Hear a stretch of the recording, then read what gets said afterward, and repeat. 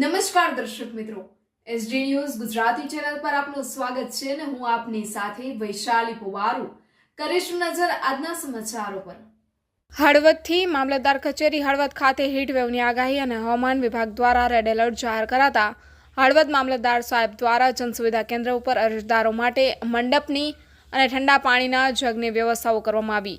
આજ રોજ મામલતદાર કચેરી હળવદ ખાતે હીટવેવની આગાહી અને હવામાન વિભાગ દ્વારા રેડ એલર્ટ જાહેર કરાતા હળવદ મામલતદાર સાહેબ દ્વારા જનસુવિધા કેન્દ્ર ઉપર અરજદારો માટે મંડપની અને ઠંડા પાણીના જગની વ્યવસ્થા કરવામાં આવી હતી। તેમજ મામલતદાર સાહેબ સાથે સંકલન કરી હળવદ શહેરમાં સેવાકીય સંસ્થા સમર્થ એજ્યુકેશન એન્ડ ચેરિટેબલ ટ્રસ્ટના પ્રમુખ એડવોકેટ નીતાબેન સોલંકી દ્વારા જનસુવિધા કેન્દ્ર હળવદ ખાતે અરજદારોને માટે એર કુલરની પણ વ્યવસ્થા કરવામાં આવી હતી। તેમજ ફ્રેન્ડ્સ યુવા ગ્રુપ સંજયભાઈ માલી અને તેમની ટીમ દ્વારા અરજદારો તેમજ સરકારી કર્મચારીઓ માટે મામલતદાર કચેરી તેમજ સરકારી તમામ કચેરી હળવદ કોર્ટના સ્ટેમ્પ તેમજ વકીલશ્રીને અને પોલીસ સ્ટેશનને તમામ પોલીસ કર્મીઓને ઠંડી છાશના વિતરણનો કાર્યક્રમ રાખવામાં આવ્યો હતો। આ સાથે જ મામલતદાર શ્રી એટી ભટ્ટ સાહેબે તમામ સેવાકીય સંસ્થાઓનો આભાર પણ વ્યક્ત કર્યો હતો અને તમામ સેવાકીય સંસ્થાઓ સેવાકીય પ્રવૃત્તિઓમાં આગળ વધે એવી શુભકામનાઓ પાઠવવામાં આવી હતી।